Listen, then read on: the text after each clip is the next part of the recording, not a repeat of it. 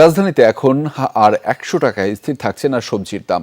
একাধিক পণ্যের দাম ডাবল সেঞ্চুরি ছুঁই ছুঁই। তাকানো যাচ্ছে না কাঁচামরিচের দিকেও। ব্যবসায়ীদের যুক্তি, সাম্প্রতিক দুর্যোগে সবজির ট্রাক কম আসছে।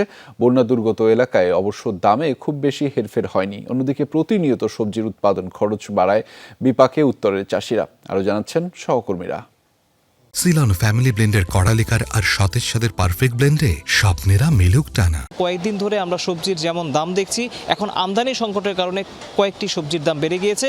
আবহাওয়ার কারণে কোনো সবজির দাম হঠাৎ করে বেড়ে গেছে এমন কোনো ঘটনা রাজধানীর কারওয়ান বাজারে আমাদের চোখে পড়েনি। দেখতে পাচ্ছি এই মুহূর্তে বাজারে সবচেয়ে কম দামে বিক্রি হচ্ছে পেঁপে, মূলা এবং ভেন্ডি, অর্থাৎ এগুলোর দাম ৫০ থেকে ৬০ টাকার মধ্যে ওঠানামা করছে এবং সবচেয়ে বেশি দামে এই মুহূর্তে বিক্রি হচ্ছে কাঁচামরিচ, টমেটো এবং গাজর। ব্যবসায়ীরা জানালেন যে এই মুহূর্তে তারা যখন বিভিন্ন জেলা থেকে যখন সবজি ট্রাক আসছে, তারা তাদের প্রয়োজনের তুলনায় কিছুটা কম সবজি পাচ্ছে না। যার কাছে পয়সা আছে আর অনেক আছে, আর যার নাই আর নাই। যেরকম আপনার বৃষ্টির কারণে অনেক সবজি নষ্ট হয়ে গেছে।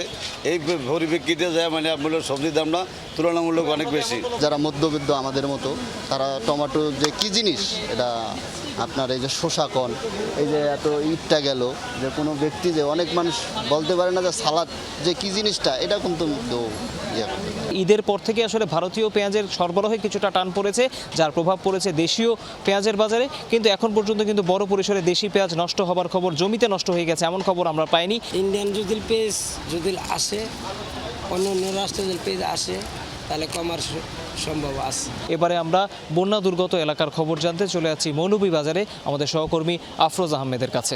ধন্যবাদ। আমি আছি মৌলভীবাজারের কৃষি মার্কেট সবজি বাজারে।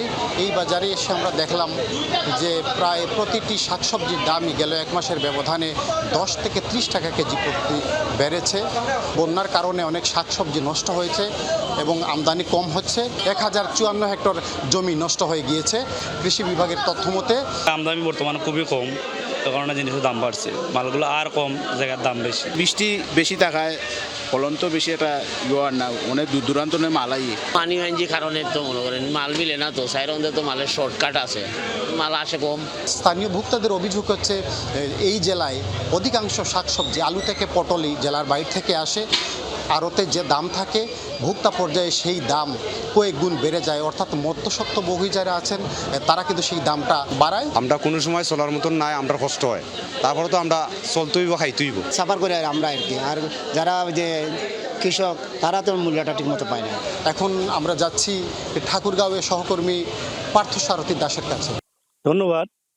চলতি বছর আবহাওয়া অনুকূলে থাকায় সবজির ভান্ডার হিসেবে পরিচিত ঠাকুরগাঁয়ে এবার সবজির বাম্পার ফলন হয়েছে। এসব সবজির মান ভালো হয়, পাইকারি দরে কিনে রাজধানী সহ বিভিন্ন জেলায় পাঠাচ্ছেন ব্যবসায়ীরা। 1 বিঘা মাটিতে ম্যাক্সিমাম খরচ হবে 40,000। এই সার টার কামলা টামলা সব কিছু মিলে 40,000 টাকা খরচ হবে বাস টাস নিয়ে। আর ভালো ফল হইলে লাউ বিক্রি হবে 1,20,000 থেকে 30,000 টাকা। কৃষকরা বলছেন সবজি আবাদে যে হারে পরিশ্রম ও খরচ হয় সে তুলনায় ন্যায্য ও কাঙ্ক্ষিত দাম পাচ্ছেন না তারা। সবজি তো মোটামুটি ভালোই হচ্ছে, কিন্তু আমরা তো কৃষকরা পয়সা পাচ্ছি না। আবাদে ব্যয়বহুল খরচ হচ্ছে, কিন্তু যে হারে খরচ করতেছি আমরা সে হারে লাভ হচ্ছে না। এই ছিল ঠাকুরগাঁও থেকে সবজি আবাদের সর্বশেষ খবর।